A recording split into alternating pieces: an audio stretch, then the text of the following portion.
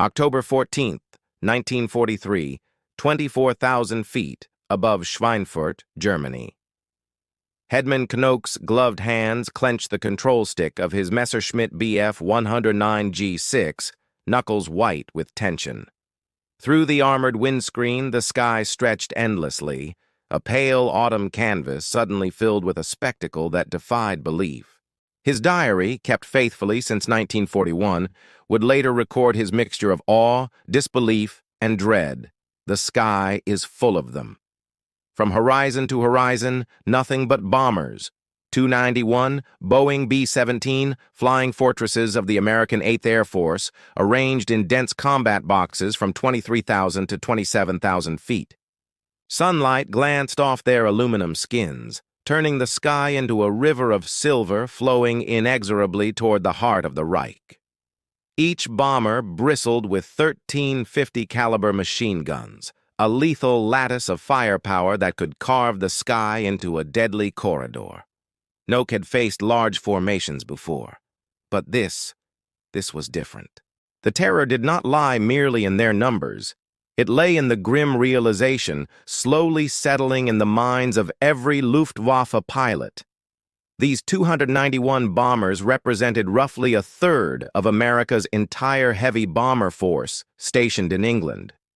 Only the day before, Knoke's squadron had claimed 60 bombers in the first Schweinfurt raid, the Luftwaffe's most celebrated single-day victory. Yet here they were again, multiplied as if losses meant nothing. Behind him, nearly 300 German fighters gathered. Messerschmitt Bf 109s, Focke-Wulf FW-190s, twin-engine Bf 110s, even the obsolete Junkers Ju-87 Stukas pressed into service as bomber-destroyers. Every serviceable aircraft within 400 kilometers had been thrown forward. And yet, Knoke's hands trembled slightly on the stick, not from fear of battle, but from the stark truth. There were no reserves, no second wave, no reinforcement waiting in the wings. This was all Germany could muster. The Americans, intelligence reports confirmed, were producing 500 new bombers each month. What Knoke and his comrades were witnessing was not simply a raid, it was a demonstration of an industrial revolution in aerial warfare. The transformation had begun 18 months prior, when the first American B-17s of the 97th Bombardment Group arrived in England in January 1942. Reichsmarshal Hermann Goering had laughed dismissively upon hearing the news, claiming American boys cannot fight and that their bombers were fragile, akin to furniture vans that would collapse under combat stress. Knoke had faced these aircraft in combat and witnessed their resilience firsthand. They were built like American automobiles, robust, interchangeable parts, simplified systems, and produced in numbers that defied comprehension. Early warning signs appeared in August 1942, when 18 B-17s bombed the ruined Sotteville marshalling yards in France. Even battered by defensive fire, one bomber limped home with over 200 holes in its fuselage. The Germans had underestimated not just the aircraft themselves, but the industrial backbone that could replace them endlessly. The contrast was stark. 18 bombers represented less than 2 days of American production. Meanwhile, Germany's entire aircraft industry in 1942 produced only 1,500 aircraft of all types, fighters, bombers, transports, and trainers combined.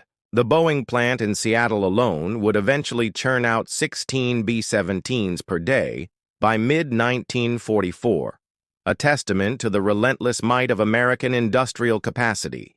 The Schweinfurt mission of October 14th, later dubbed Black Thursday, would become emblematic. For the Luftwaffe, it was both a tactical triumph and a moment of existential dread. 60 bombers were downed, 38 fighters were destroyed, 30 more damaged, 28 pilots were killed or wounded. Nearly a quarter of Germany's attacking force vanished into the autumn sky. And yet, within days, American reconnaissance confirmed the factory's standing, and within a week, 240 replacement bombers had arrived. Knoke's diary would later capture the realization that haunted him and his fellow pilots. We are insects attacking eagles. Every bomber we destroy is replaced by two more. Each pilot we lose is replaced by boys with 20 hours in a fighter. The war in the skies was no longer a battle of tactics or courage. It was a confrontation with a nation whose industrial engine had become a weapon as lethal as any fighter plane. Even as Knoke prepared to dive into the combat, the sense of awe was inescapable. This was not merely a raid. It was a vision of America's wartime might, written across the sky in aluminum and fire. Each bomber was a single note in a symphony of production that Germany could not hope to match. The Luftwaffe pilots understood that day, with a clarity born of bitter experience. The war was not lost in dogfights or maneuvers, but in factories, assembly lines, and the relentless rhythm of American industry. The sky above Schweinfurt was a testament to an unassailable truth, one that no courage, skill, or technology could overcome. By the evening of October 14, 1943, the sky over Schweinfurt had cleared, leaving behind smoke trails, burning wreckage, and a silence that felt unnatural. Survivors of the Luftwaffe squadrons returned to base in small, ragged groups. The airfields, once bustling with confident pilots, were now a scene of muted horror. Officers recorded the losses with grim efficiency. 38 fighters destroyed, dozens more damaged, dozens of brave men killed or captured. Inside the command bunkers, Göring's officers convened urgently. Maps were spread across tables, marked with red and blue symbols representing lost and incoming formations. The Reichsmarshal's face, usually flush with self-assured arrogance, betrayed the first signs of tension. Reports indicated that the Americans, despite losing nearly a quarter of their force, had penetrated deep into German airspace and returned in numbers that defied expectation. Headman Knoke, along with other surviving pilots, was ushered into debriefing rooms. Exhausted, smelling of gunpowder and oil, he faced the reality of what had occurred. The strategic target, ball-bearing factories at Schweinfurt, had been hit, but the cost to Germany was staggering. Each destroyed fighter represented weeks, sometimes months, of training and experience that could not be replaced quickly. Outside, the German towns and villages near Schweinfurt lay under the shadow of a new understanding. The Americans had the capacity to wage war not merely with courage, tactics, or technological skill. They had the industrial might to sustain losses that Germany could never hope to match. Factories in America could replace what was destroyed, sometimes before the smoke even cleared. Every downed bomber was a temporary victory, a fleeting satisfaction overshadowed by the knowledge that more were coming. Knoke walked among the wreckage of planes scattered across the fields, their aluminum skins twisted and blackened. Some pilots wept beside their aircraft. Others simply stared, numb at the cost.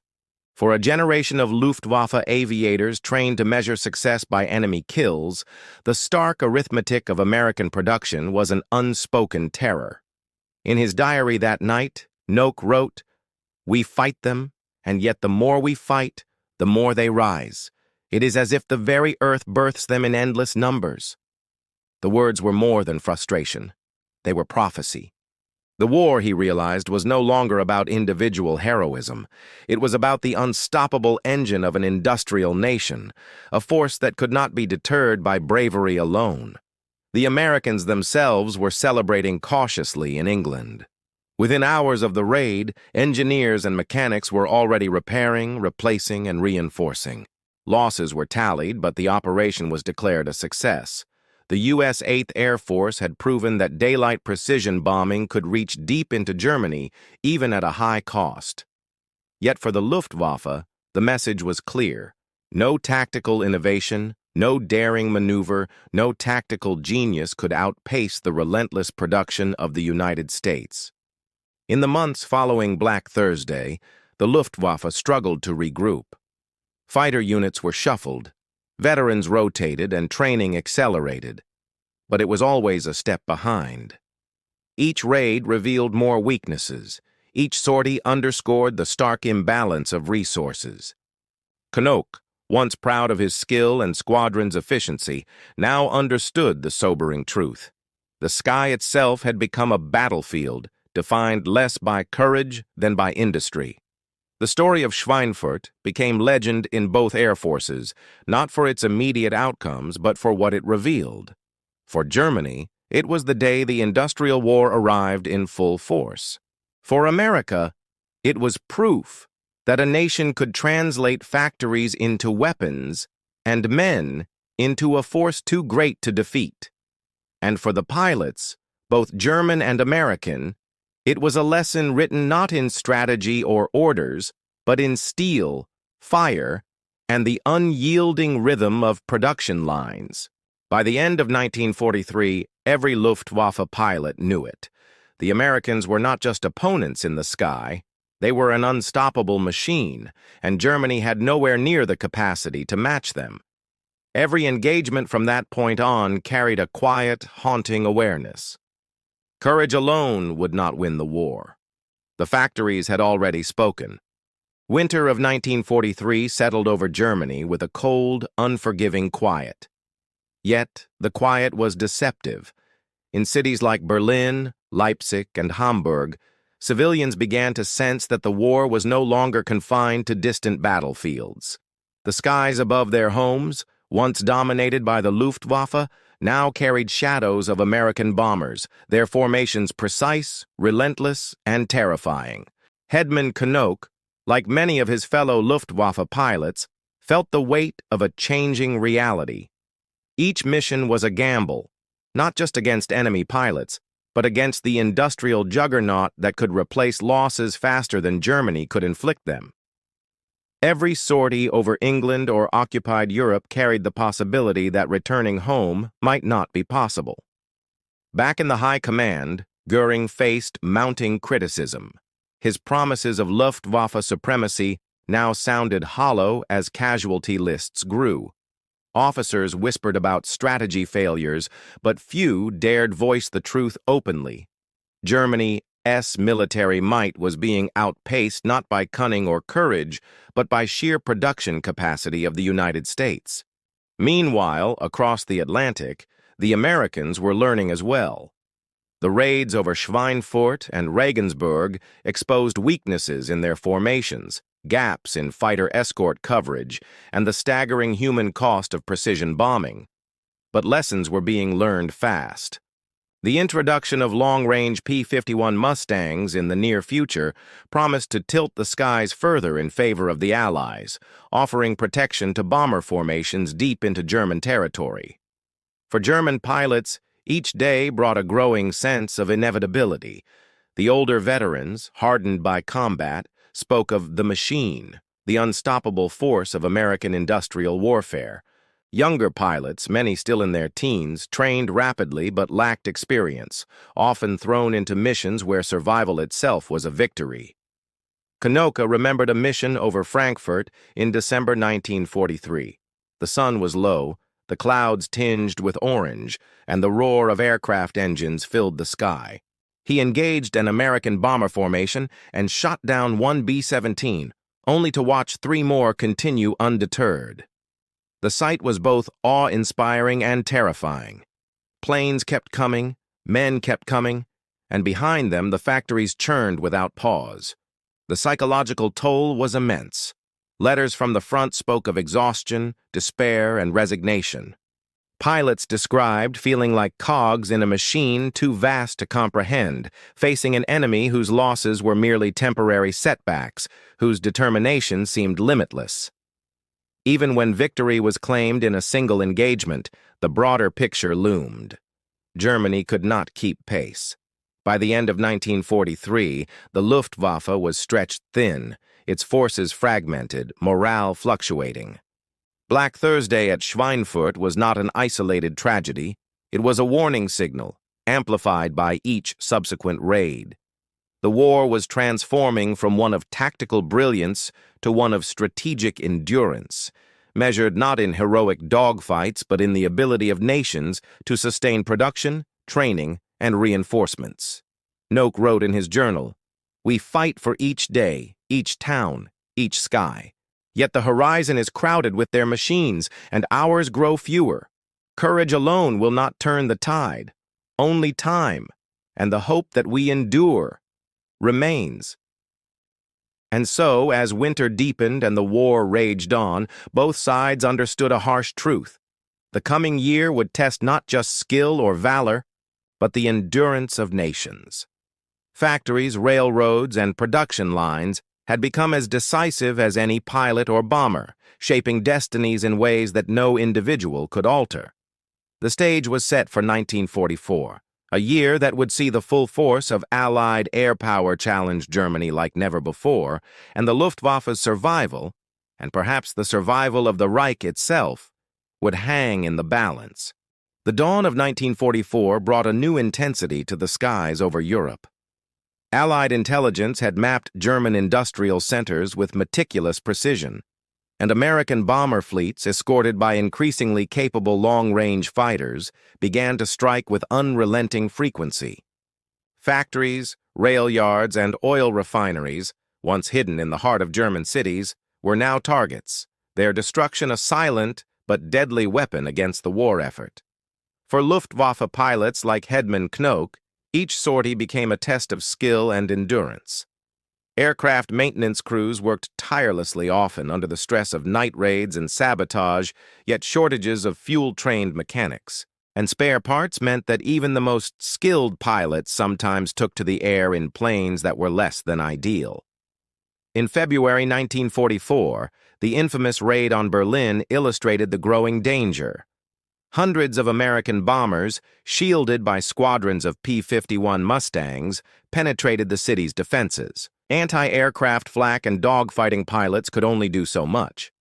The sky was a lethal chessboard, and every move carried life or death consequences. Knoke and his squadron engaged repeatedly, shooting down bombers in bursts of calculated aggression, yet losses mounted on both sides. The pressure on German command escalated. Göring, once confident in the Luftwaffe's invincibility, found himself cornered by political and military leaders alike. Strategic errors became impossible to conceal. Overextension of fighter units, inadequate radar coverage, and underestimation of Allied production capacity were glaring weaknesses. Officers whispered, but the culture of fear prevented open confrontation. The war was no longer just about planes and pilots. It was about resources, timing, and industrial endurance. Meanwhile, civilians in German cities endured the growing consequences. Air raid sirens became part of daily life, and families took shelter in subway tunnels and hastily dug bomb shelters. Smoke and fire painted the night skies as familiar neighborhoods turned to rubble. Each raid reminded the population that the conflict was no longer distant. It had arrived at their doorsteps. Amid this chaos, Knoke reflected on the changing nature of aerial warfare. Victory could no longer be measured solely by individual dogfights or heroic feats. It depended on the ability to sustain force, coordinate strategies, and, above all, survive. Yet, even as losses mounted and morale wavered, a stubborn resilience persisted among pilots. They flew because it was duty, because survival was a daily challenge, and because the horizon, though filled with enemy bombers, demanded confrontation. By spring 1944, the signs were undeniable. The Luftwaffe was being outpaced. Allied air forces, bolstered by production that Germany could not match, threatened to achieve air superiority. Knoke's journals reflect a grim awareness. The war's tide was shifting irreversibly, and Germany's ability to defend its skies was slipping. The stage was being set for a critical year.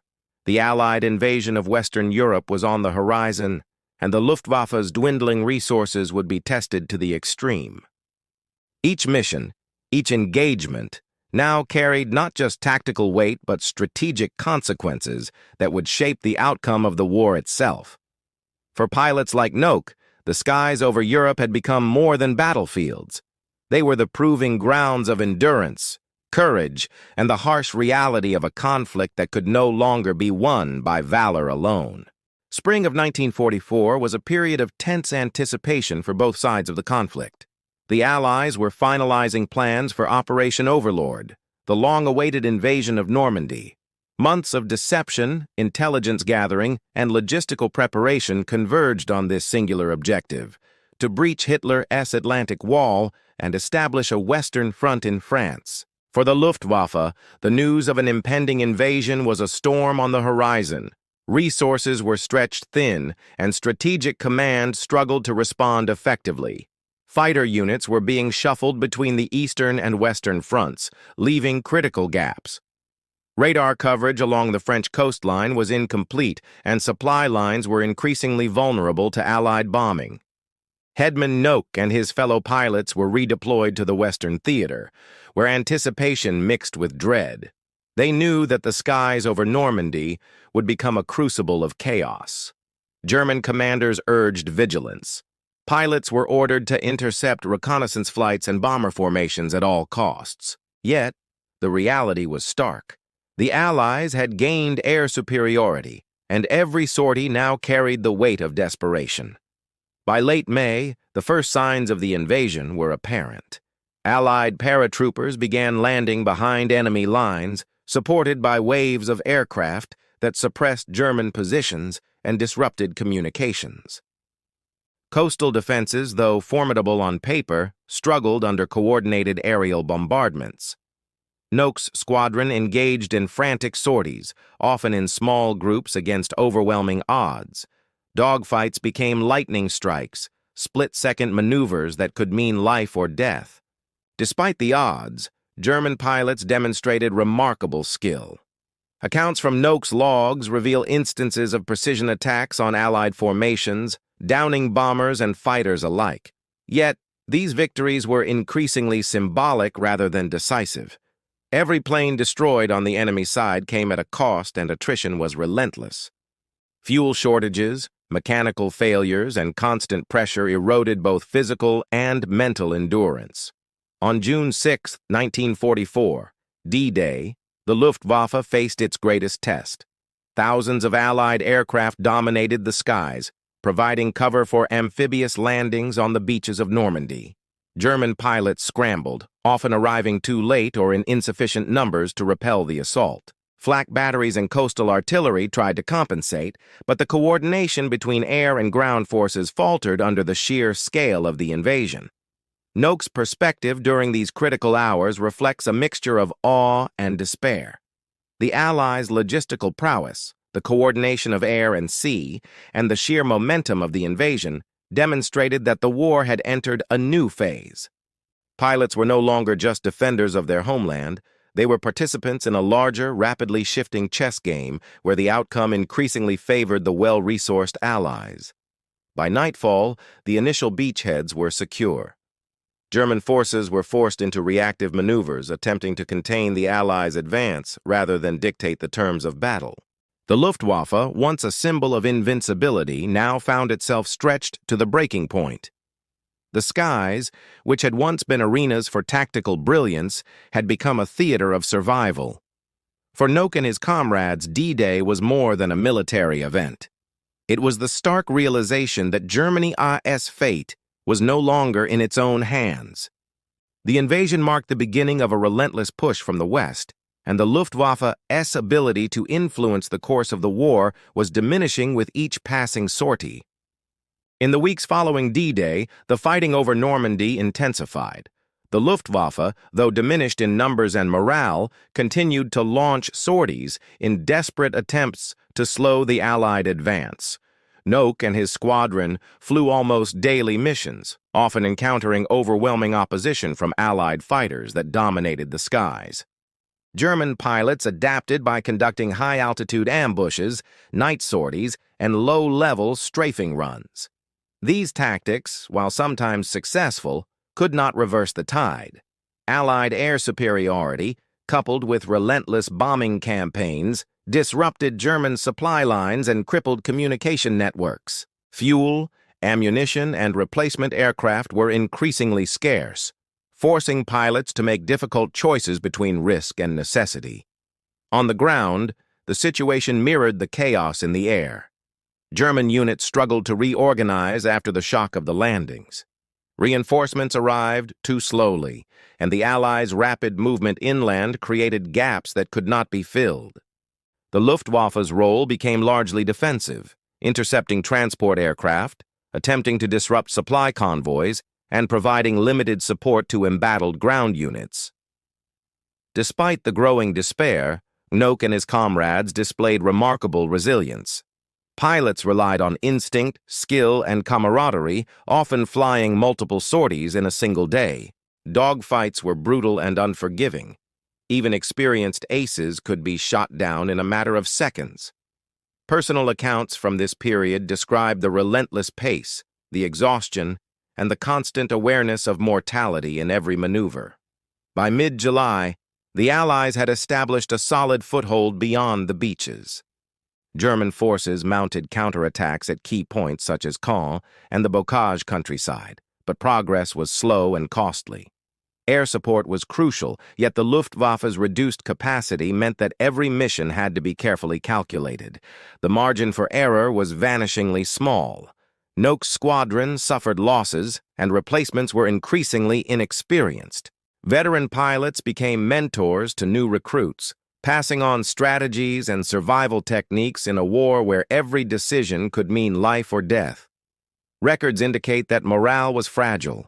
Pilots were haunted by the memory of comrades lost, yet driven by duty, fear, and a stubborn desire to defend their homeland. The Normandy campaign showcased the transformation of the Luftwaffe from a dominant force to a beleaguered defender. Once capable of dictating the flow of aerial warfare, German air power now fought a reactive battle, struggling against a technologically superior and well-coordinated enemy. For Knoke, each sortie was a stark reminder of the shift in momentum, the relentless advance of the Allies, and the narrowing window for any meaningful impact. By the end of July 1944, the Allies broke through key German positions, and the retreat from Normandy became inevitable. The skies, which had witnessed heroic feats and deadly encounters, now symbolized the overwhelming challenge facing Germany, a struggle against both material shortages and the unstoppable force of Allied strategy. As August 1944 arrived, the Allied push through France gained unstoppable momentum. The breakout from Normandy, known as Operation Cobra, allowed American forces to sweep across the countryside, while British and Canadian units advanced toward the Seine. German forces, including Luftwaffe squadrons like Knoke's, were forced into rapid retreats, often abandoning defensive positions and equipment. The Luftwaffe, once a formidable aerial machine, was now stretched perilously thin. Fuel shortages, mechanical failures, and the relentless pressure of Allied fighters left pilots with few options. Knoke found himself flying low-level interception missions, attempting to slow the Allied advance, but each sortie carried immense risk. Losses mounted, and reinforcements were few. Veteran aces were lost faster than they could be replaced. In the skies, Allied air supremacy was nearly absolute. Fighter bombers patrolled roads and rail lines, striking retreating columns of German armor and infantry. Every mission Knoke flew required ingenuity, navigating anti-aircraft fire, evading superior enemy fighters, and returning with minimal damage to the aircraft. The human cost was immense. Pilots faced exhaustion, fear, and the constant sight of fallen comrades. On the ground, chaos reigned. German command struggled to coordinate defense amidst the rapid Allied advance. Cities and towns were abandoned as troops pulled back toward the Seine and beyond, leaving civilians caught in the crossfire. Knoke's unit was reassigned repeatedly, tasked with covering retreats, defending bridges, and harassing supply lines, all missions with slim chances of long-term effect. The liberation of Paris in late August was a turning point. The city, once under tight German control, erupted in celebration as Allied forces entered. For the Luftwaffe, it was a bitter moment of reality. The tide of war had irrevocably turned. Even the most daring sorties could not change the course of the campaign. Knoke and his remaining comrades faced difficult choices. Some accepted the inevitability of defeat and focused on survival. Others continued to fly with determination, bound by duty, honor, and the camaraderie forged in fire. Each mission was a test of skill, nerve, and endurance, reflecting the transformation of the Luftwaffe from a strategic power to a desperate defensive force.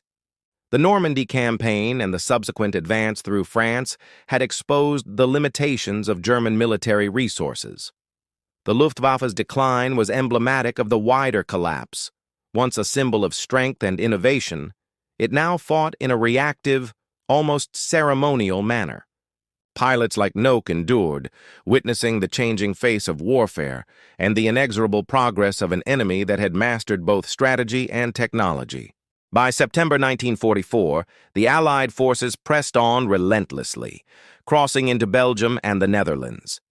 The rapid advance, dubbed the Race to the Rhine, left German defenses fragmented and exhausted.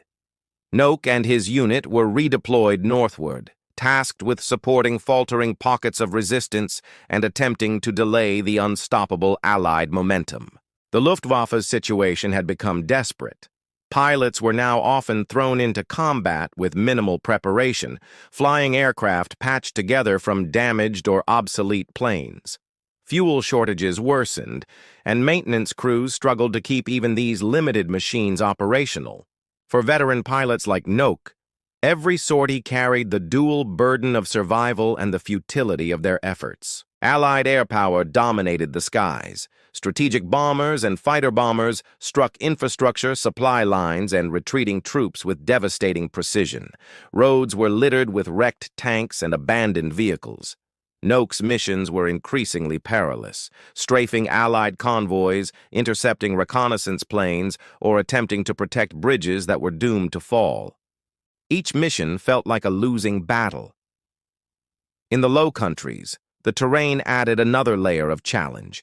Narrow rivers, dense forests, and urban centers limited maneuverability, while civilians endured the chaos of war. Knoke witnessed the devastation firsthand. Burning villages, shattered homes, and refugees moving in streams along the roads. The human cost of the retreat was staggering. By October, the German army was forced into a defensive posture along the Siegfried Line. Morale was eroding, and pilots like Knoke were acutely aware that the Luftwaffe could no longer control the skies. The disparity between the Allied and German forces was undeniable. Despite courage and skill, German airmen were now fighting to buy time rather than achieve strategic victories. Knoke's personal resolve, however, remained unwavering. Each flight was a test of skill and nerve, a chance to maintain honor in the face of overwhelming odds. Yet the reality was inescapable. The tide of war had turned decisively. The Allies' combination of resources, technology, and strategy had outmatched Germany's once feared military machine. As the autumn chill set in, Knoke and his comrades prepared for what would become one of the last major German counteroffensives, the Ardennes campaign, later known as the Battle of the Bulge.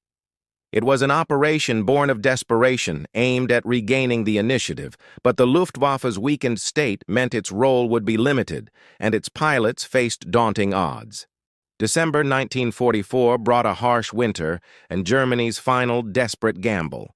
The Ardennes offensive, known to history as the Battle of the Bulge. Knoke's unit was called to provide air support, but the Luftwaffe's diminished strength meant that opportunities for large-scale aerial victories were scarce. Many missions now involved reconnaissance, ground attack, or attempting to slow the advancing Allied forces. Snow and freezing temperatures added to the dangers. Airfields were muddy or frozen, limiting takeoff and landing options. Engines often failed in the bitter cold, and pilots faced frostbite during long missions at high altitudes. Despite the adversity, Knoke flew mission after mission, each sortie a mix of calculated risk and sheer willpower. The Ardennes forest became a theater of intense fighting. German armored columns clashed with American defenders, while artillery fire and aerial attacks created a hellish landscape. From above, Knoke could see the devastation: villages engulfed in flames, forests scarred by explosions, and soldiers moving like tiny figures across the snow-covered terrain. The scale of destruction was overwhelming. Allied air power, though limited during the initial offensive due to weather, soon resumed with brutal efficiency. Once the clouds lifted, Knoke and his fellow pilots faced relentless attacks from superior aircraft and anti-aircraft fire. Many comrades were lost in missions that had once seemed routine. Survival became a daily question rather than an expectation. By late December, the offensive had stalled. German forces were exhausted, fuel was nearly depleted, and supply lines were shattered. Knoke's unit, battered and depleted, had achieved little beyond slowing the Allies' advance temporarily. The dream of turning the war around had evaporated, leaving only the stark reality of an inevitable defeat. Despite the hardships, Knoke's determination never wavered. He continued to fly, driven by duty, skill, and the hope of protecting the men on the ground. Each mission was a delicate balance of courage, strategy, and survival instinct. Yet the war's momentum had shifted irrevocably. The Allies were advancing from both east and west, and Germany's collapse was only a matter of time. As 1945 approached, Knoke and the remnants of the Luftwaffe braced for the final chapters of a war that had tested every limit of endurance, skill, and humanity. The coming months would mark the end of an era, one of courage, tragedy, and the sobering reality of history's inexorable tides. January 1945 arrived with a grim reality. Germany was on the brink of collapse. Knoke's unit, now a shadow of its former strength, was constantly reassigned to critical fronts, often with little coordination or support. Fuel shortages, destroyed airfields, and overwhelming Allied forces made every mission perilous. Pilots were acutely aware that each flight could be their last. The Allies pressed forward relentlessly. American and Soviet forces closed in from both west and east, leaving German units trapped in desperate pockets of resistance. Knoke flew missions over ruined cities and bombed-out villages, witnessing the human toll firsthand: civilians fleeing destruction, wounded soldiers stranded in the snow, and entire neighborhoods reduced to rubble. The scale of suffering weighed heavily on him, but duty left no room for hesitation. By February, the Luftwaffe had become almost symbolic, a force clinging to existence rather than influence. Many pilots were inexperienced, ill-equipped, or too young, yet Knoke continued to mentor them, sharing every scrap of knowledge that might keep them alive. Leadership and camaraderie became as vital as skill, and even small acts of guidance could mean the difference between life and death. March brought the inevitability of defeat closer. Allied bombers dominated the skies, leaving German pilots scrambling to mount any effective defense. Knoke's missions now focused on protecting retreating ground units and slowing the Allies' advance wherever possible. Each sortie was a study in tactical precision and survival against overwhelming odds. In April, the Third Reich's final days became apparent. Cities like Dresden, Berlin, and Hamburg were in ruins, and the civilian population endured unimaginable suffering. Communication with command was chaotic, and rumors of surrender spread among the ranks. Knoke and his fellow pilots continued to fly, not for victory, which was impossible, but to maintain discipline and preserve life where they could. By early May 1945, the war in Europe ended. The Allies occupied Germany, and surviving members of the Luftwaffe, including Knoke, faced the uncertainty of captivity, questioning the purpose and cost of the conflict they had served. The months of courage, skill, and endurance had carried them through unimaginable danger, but now a different battle awaited, reckoning with history, personal conscience, and the world they had returned to. Knoke survived, carrying memories of missions, comrades lost, and the lessons of a war that tested every limit of human endurance. The war's end marked both a relief and a profound sorrow, a time to reflect on duty, courage, and the fragility of life amid the vast machinery of history. The war ended, but survival did not mean peace. Knoke, like many of his fellow Luftwaffe pilots, faced the uncertain reality of a Germany in ruins. Cities lay in rubble, families were displaced, and the psychological scars of the conflict weighed heavily on everyone. Returning home was not a simple matter of stepping off a train. It was a confrontation with devastation, loss, and the moral complexities of what they had endured and participated in.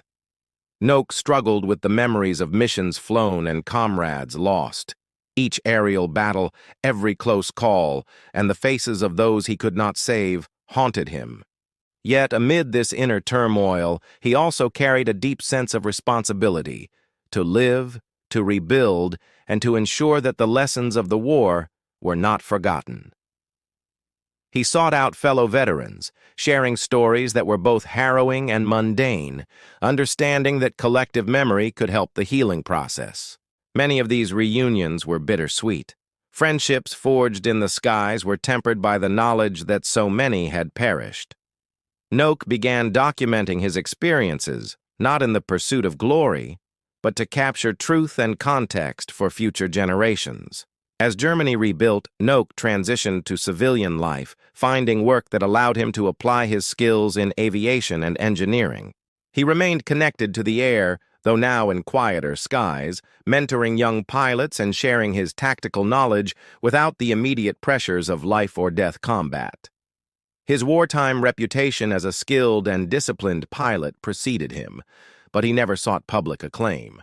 Recognition was secondary to understanding, reflection, and teaching. Over the decades, Knoke witnessed Germany's transformation, from devastation to division, and later, reunification. He saw technology and aviation advance in ways unimaginable during the war, and he took solace in knowing that the planes he once flew in desperate battles had become tools for connection rather than destruction. Knoke's life became a testament to resilience, reflection, and the enduring human spirit. He carried with him a profound awareness of the costs of conflict, the fragility of life, and the value of courage tempered by conscience. Though the war had shaped him, it did not define him entirely. He became both a witness to history and a guide for those seeking to understand it. In the later years of his life, Knoke often reflected on the duality of his existence, the exhilaration of flight and the weight of responsibility, the pride in his skills and the sorrow for the lives lost. He became a quiet observer of history, offering insights to historians, writers, and aviation enthusiasts, emphasizing not heroism in isolation, but the broader human context in which courage operates. He also dedicated time to humanitarian efforts, volunteering in programs for war orphans and veterans struggling with trauma. Through these actions, Knoke sought to reconcile the past with the present, transforming his experiences of conflict into lessons of empathy, resilience, and moral accountability. As the decades passed, his story became part of a larger narrative, that of a generation caught between ideology, duty, and survival. Knoke did not shy away from the darker chapters of history. He acknowledged mistakes, confronted uncomfortable truths, and urged remembrance, not for glorification, but for understanding. In interviews and memoirs, he often spoke about the value of memory, that those who fly must also carry wisdom, and those who survive must bear witness. He emphasized that the sky, once a theater of war, could also be a canvas for progress, unity, and human achievement. When Knoke passed away, he left behind more than tales of aerial combat. He left a legacy of reflection, teaching, and moral clarity.